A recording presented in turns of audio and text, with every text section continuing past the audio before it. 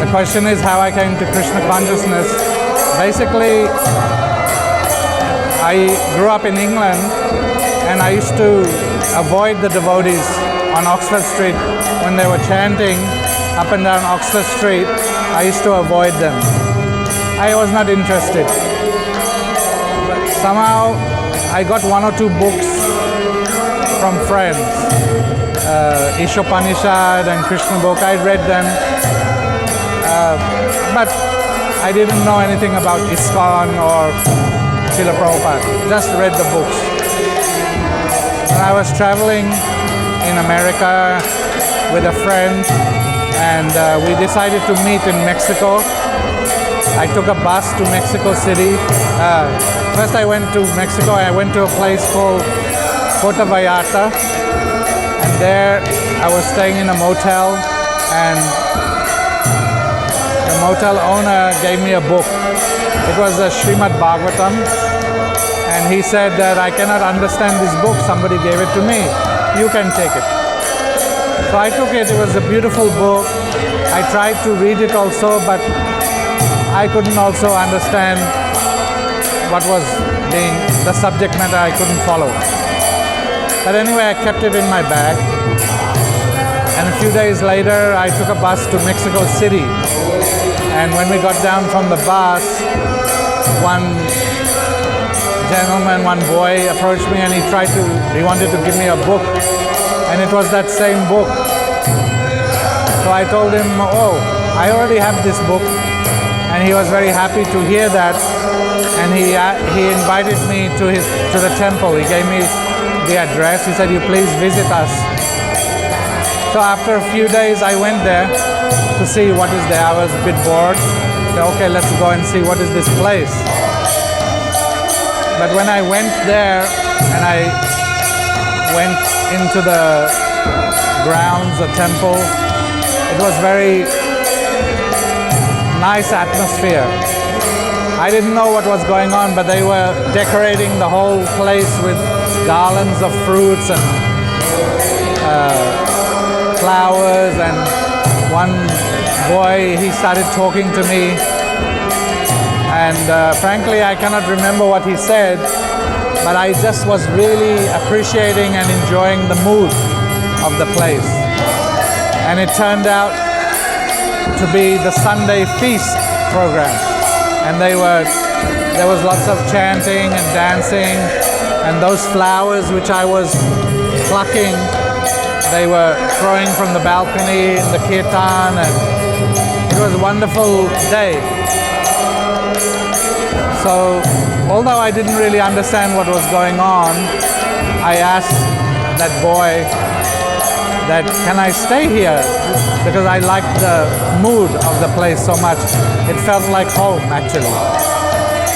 And he said, yeah, you can stay. And he took me to the temple president. That person said, no, he cannot stay. He's a foreigner. He can come every day, but he cannot stay. But anyway, that boy he liked me or something. He convinced that person, that president, to let me stay. So I stayed, and that was my first, that was my connection. From then I have been in the movement. Last question. What is so important about Vrindavan? Your memory with Vrindavan Dham with Prabhupada? Actually, I'm from Mayapur.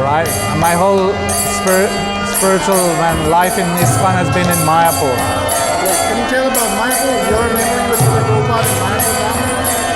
Yeah, I mean, I was a young devotee. After being in America for about a year, I came to Kumbh Mela in '77, and Prabhupada was there in Kumbh Mela, and it was very nice. And from there we traveled to Mayapur, and I decided to stay in Mayapur. After some time, Prabhupada came there, and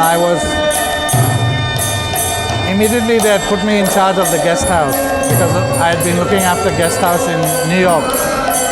So Bhavananda put me in charge of guest house, and Prabhupada, of course, stayed in that building, the old Lotus building, what we call.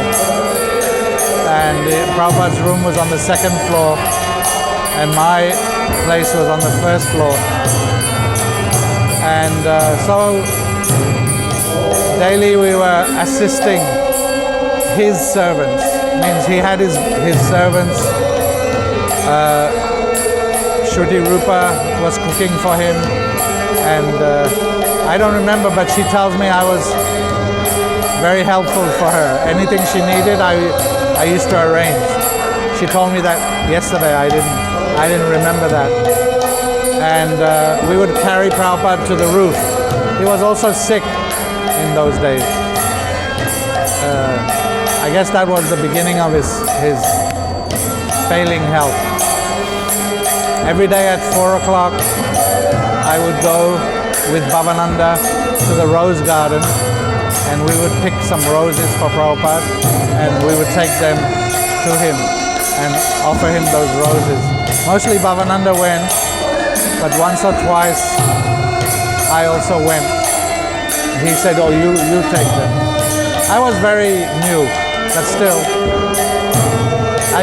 I was initiated in Mayapur at that Gaur Purnima by Prabhupada. So, yeah, when I took the roses in, Prabhupada was in his bed. He was lying down. So, Prabhupada, I bought you these roses. It was a yellow rose.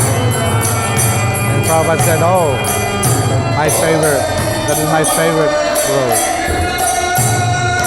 I also got chastised by him. My other chastisement story, but maybe I won't. I'll save that for another time. Because it's not supposed to be about me. It's about Prabhupada and Prabhupada in Mayapur. So Prabhupada in Mayapur.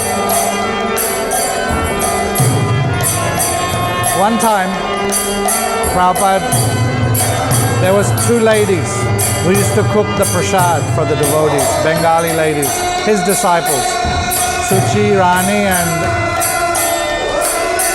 some Balaba, I can't remember. Anyway, Jayapataka Maharaj told Prabhupada, they want to cook for you. Can you allow them to cook for you? So eventually Prabhupada said, agree. He said, yes, they can cook for me. Let them cook for me tomorrow. So around 12 o'clock, Sham Sundar, one of my godbrothers who was in charge of the kitchen, he came walking up the stairs of the building, the Lotus building, with a big, on his head, big round wooden board. And he said, it's Prabhupada's lunch. It's Prabhupada, they have cooked for him. So I said, oh, what to do? Prabhupada was on the roof. We could not find his servant. We could not find his secretary. No one's there. So I said, what to do? We'll take it to him. We cannot, it's his lunch, it's going to get cold. We'll take it. So we went directly to the roof, knocked on the door. Yeah, opened the door. We took down the plate and we held it for Prabhupada next to him.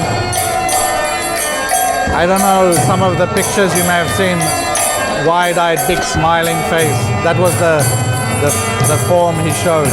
He was very big eyes and big smile.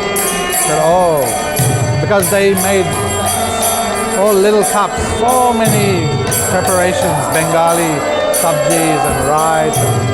The whole thing was full of small cups of different preparations. Oh, very nice, they have prepared. So then we were holding it for him. He said, put it in, no, the whole. And from there he was just tasting a few different things he was just tasting. He said, oh, they are the best cooks. So now you can go. So we took the thing. So that was a very nice exchange, and those ladies were so happy to hear. And they were very excellent cooks. But Prabhupada said they were the best cooks.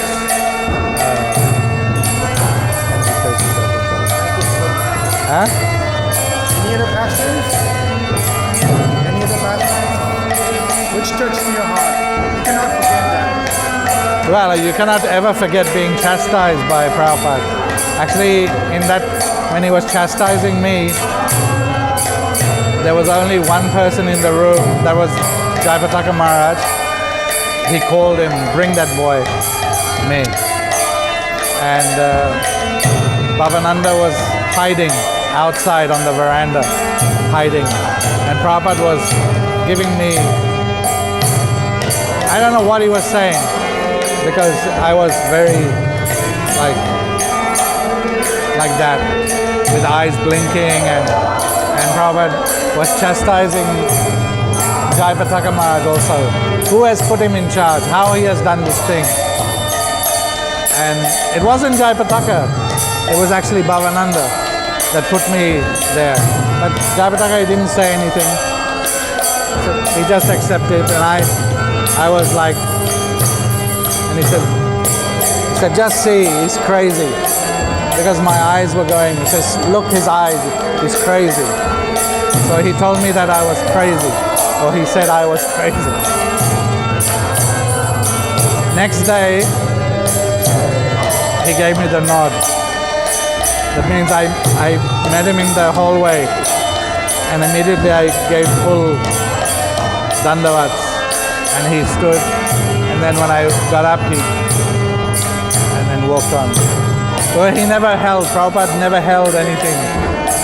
You know, I was supposed to be chastised, he chastised me, but he didn't hold any grudge or anything like that.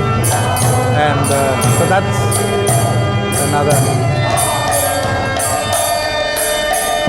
Not so much, because we were new. We joined in 76 and Prabhupada left in 77, like end of 77. Hare Krishna.